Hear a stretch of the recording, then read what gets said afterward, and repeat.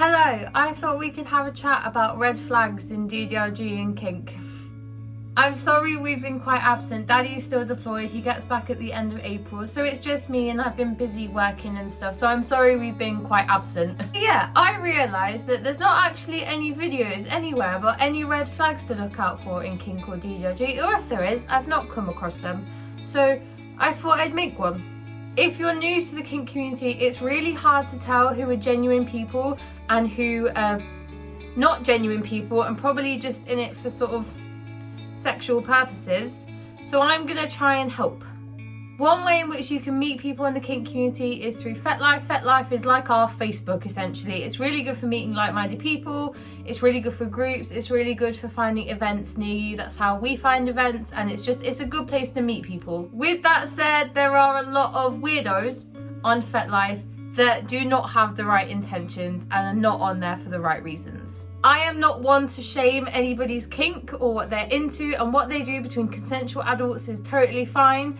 However, red flag number one, if anybody messages you saying they want to do something to you or they're referring to you as any type of pet name, red flag number one. They can't call you a pet name because you don't have that dynamic. You don't know who they are. They don't have the right to call you any type of pet name, and they don't have any right to demand you do anything or even lead with anything sexual. Just like you wouldn't do that in normal real person life, it's not okay in kink either. People that are genuine will start with hi, how are you, and explore things that way. No one is going to demand you do anything or refer to you as anything straight up. If anybody is calling you their submissive or demanding that you do certain things, no, block, ignore, not good. You don't have a dynamic with them. You owe them nothing. If you do start speaking to someone and you start, making plans to arrange to meet them and all stuff like that, do it in public places, please. Do it in public places. Do it surrounded by loads of people. Tell some people where you are, okay? I'm not saying you have to tell them why you're meeting them and things like that, but just tell people where you are. Be safe, be sensible. I'll be that person if you want. You can tell me where you are and I will make sure that you are safe. When they're arranging to meet you, if they say anything about doing anything sexual or anything kinky the first time you meet them, no, stop that. You don't have a dynamic, you don't know them, you don't have that trust, you haven't built anything with them, you haven't communicated properly to them. No, nothing kinky, nothing sexual the first time you meet them. With a proper dynamic, it takes months, it takes years of building that trust, of building that communication, of building that dynamic with that person or people. It takes a long time. Don't rush into anything with anybody. If someone's not willing to wait and someone's not willing to put in that groundwork, nope, not worth it. Ignore, delete, all of that. It can be really hard to know your worth, but trust me, the right person or people are out there. Do not lower your standards and lower your expectations because you've not found it just yet and you think that's how it is. It's not how it is. The right people are out there. Even if you are meeting people for casual play, it's not a dynamic thing, it's just sort of a casual play session or whatever. Still goes without saying, you still need to talk about it beforehand. You still need to establish boundaries. You still need to establish safe words. You still need to establish where it is. All of those things, that doesn't just go away just because you're not having a proper dynamic 24/7 with them. You still need to do all of those things. If the person you are with is not willing to listen to you when you're talking about your boundaries, what is okay, what isn't okay, where you draw the line, red flag. You should never, ever, ever be shamed for not wanting to do something, for saying safe words, for having that boundary in place. You should never ever be shamed for that. You should always feel empowered to say no to something.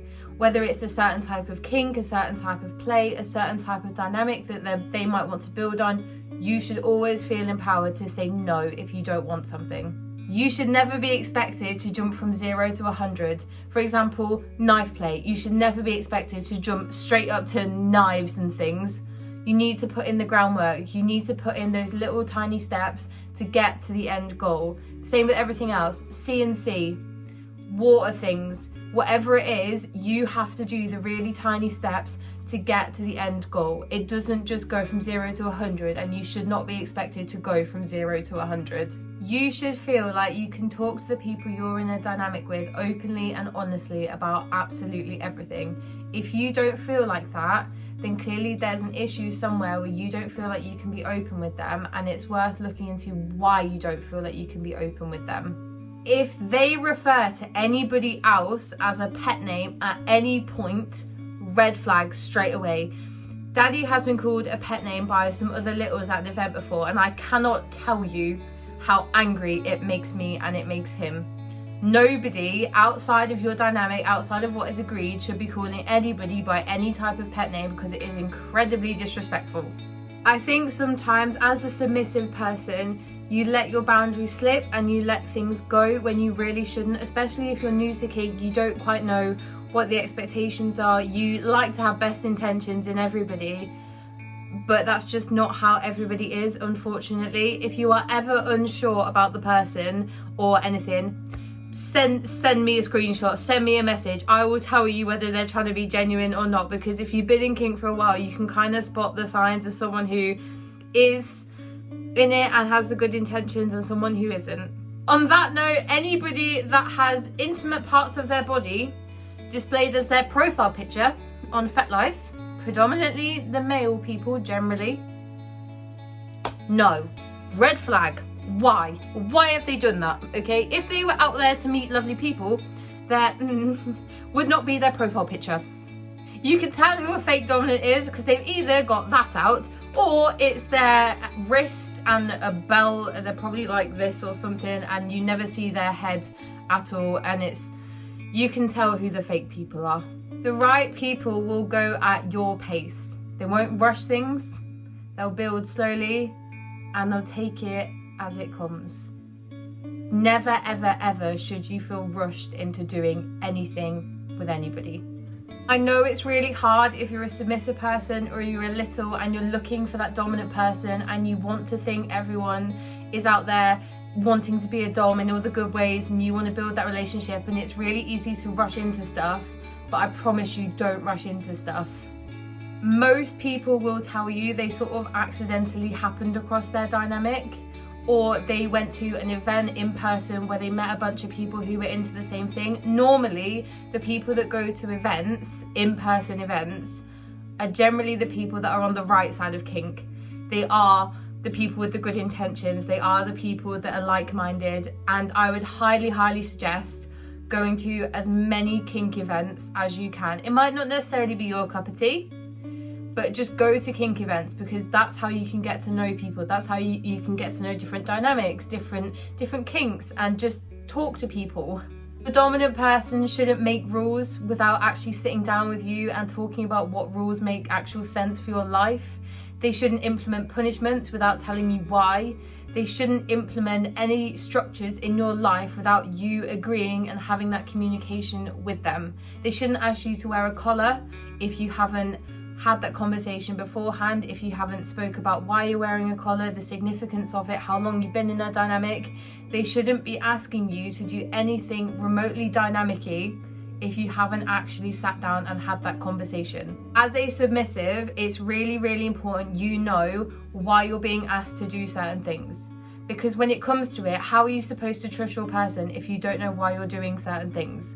I wholeheartedly trust Daddy with my life and trust him that he has the best intentions for me in every single aspect of my life.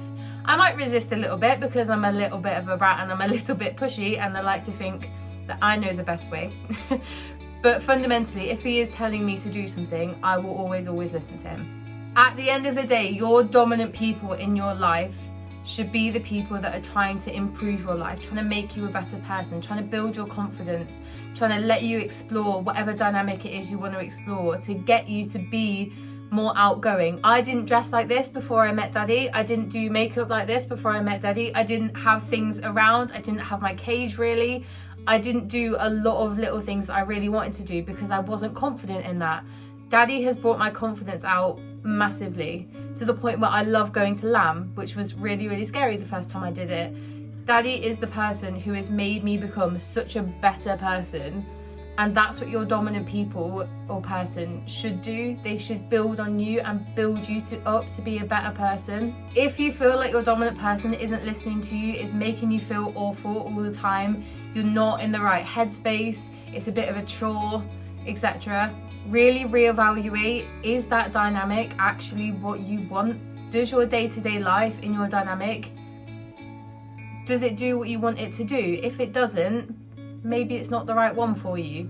I really hope that was helpful. Please give us a message if you have any questions or want any advice on anything. I don't know everything, but I can try and be a little bit helpful, I guess. Give us a message on YouTube, Instagram, whatever it is, but just know you deserve everything from kink that you want. Do not settle for something, because I promise you something better is out there. If you do not feel wholeheartedly happy in the dynamic you are in, or dynamics you are in, or the way you're playing out kink in your life, change it. Take a leap of faith, change it. You deserve absolutely everything. Okay? Bye.